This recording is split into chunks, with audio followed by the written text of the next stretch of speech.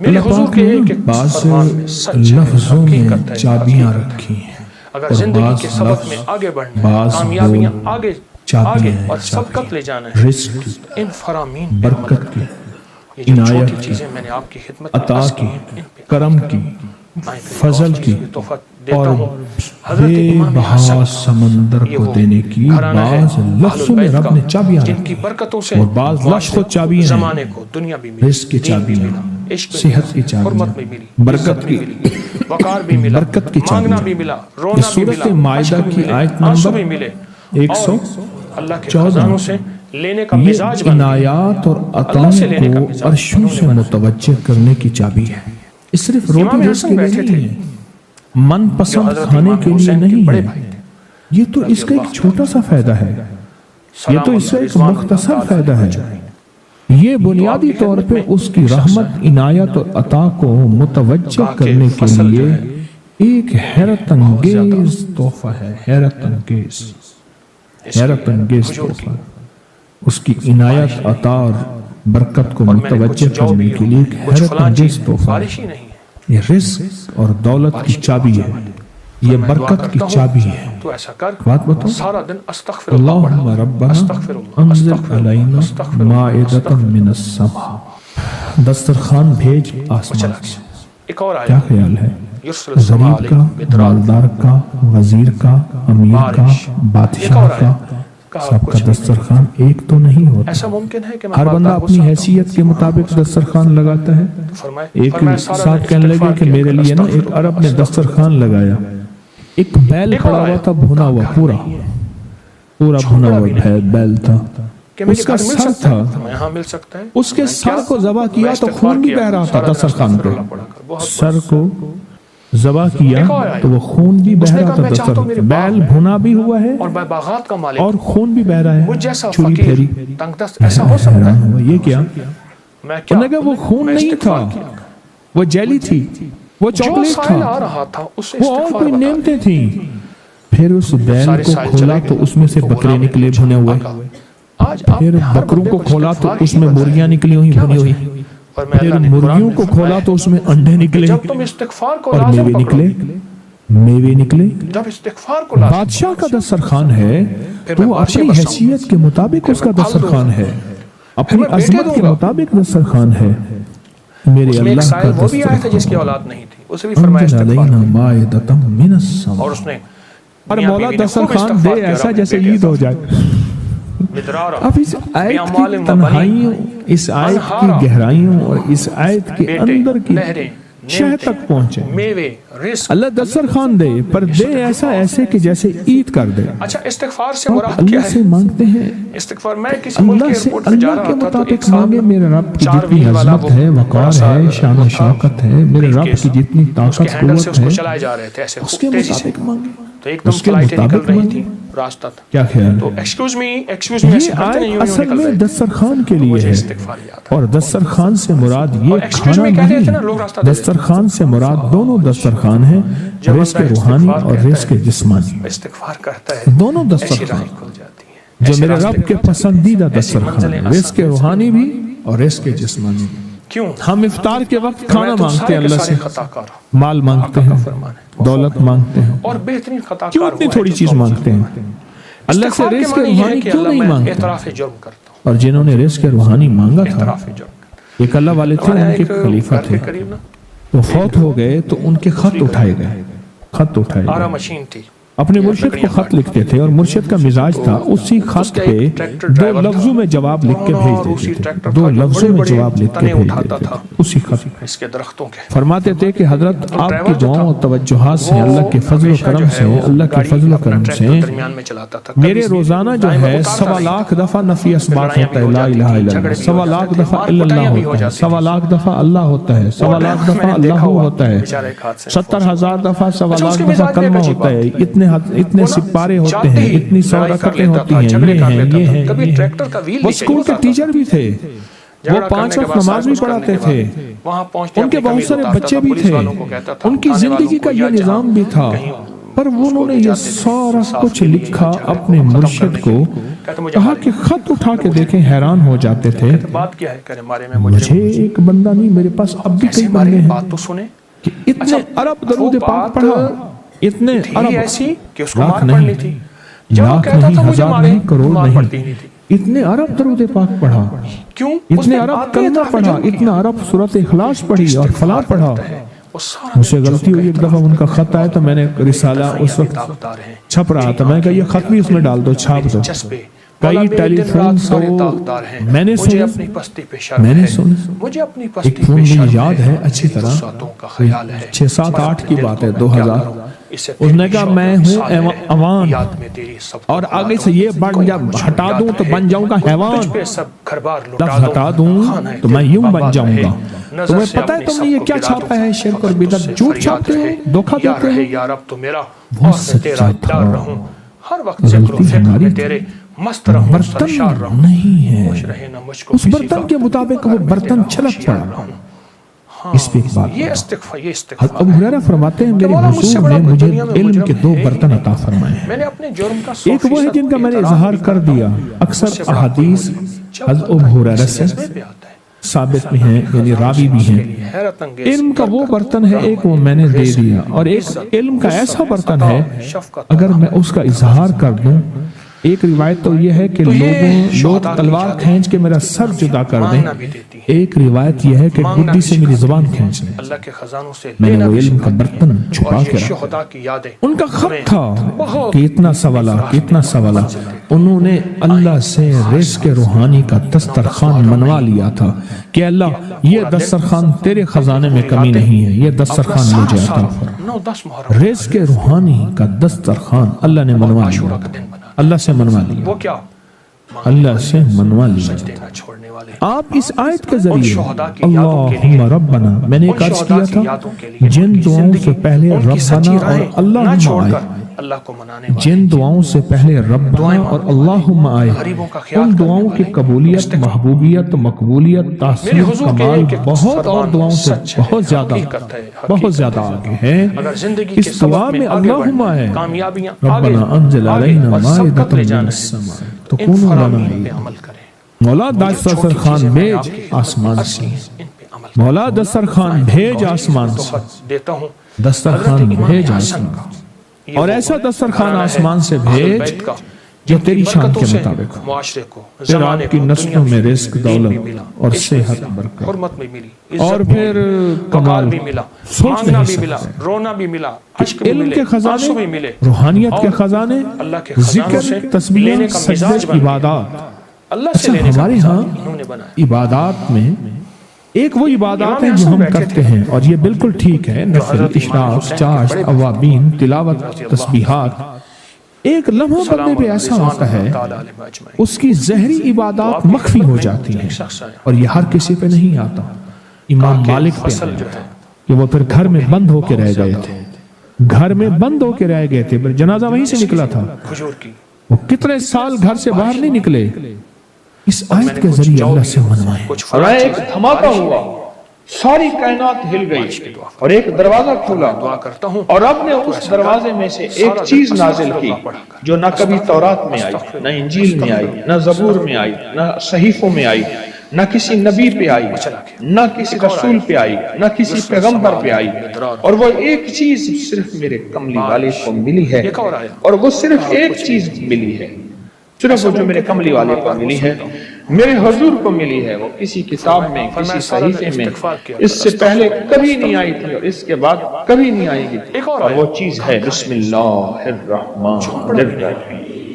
اور اس کو بھی یاد رکھیے گا، فرمایا جو سارے قرآن میں ہے، وہ ساری سورۃ فاتحہ میں ہے، جو ساری سورۃ فاتحہ میں ہے وہ ساری بسم اللہ میں ہے، اور جو ساری بسم اللہ میں ہے وہ بسم اللہ کی بے میں ہے، مجھ جیسا فقیر تنگ دست اور ایک بات اور، اللہ میں کیا الرحمن الرحیم، جو بندہ بسم اللہ پڑھتا ہے یا بسم اللہ کو لکھ کے اپنے پاس رکھتا ہے، اس میں میرے رب کے 3 نام ہیں، ایک ہے اللہ، آج آپ نے ہر بندے کو استغفار اور ایک ہے رحمان اور ایک ہے رحیم۔ میرا اللہ تو دنیا آخرت کی ساری کفایت کرنے والا، ولایت، کفایت، راحت، رحمت، عزت، عظمت، برکت، وقار، شان و شوکت، وہ تو اللہ اللہ اللہ اللہ۔ پھر میں بیٹے دوں گا۔ اب اللہ نے دو جہان بنائے ہیں، ایک عالم شہود ہے، یہ جہان ہے، ایک عالم برزخ ہے، موت کے بعد کا جہان ہے۔ اس عالم شہود کے لیے میرے رب نے اپنا نام دیا ہے رحمان۔ کیا دیا؟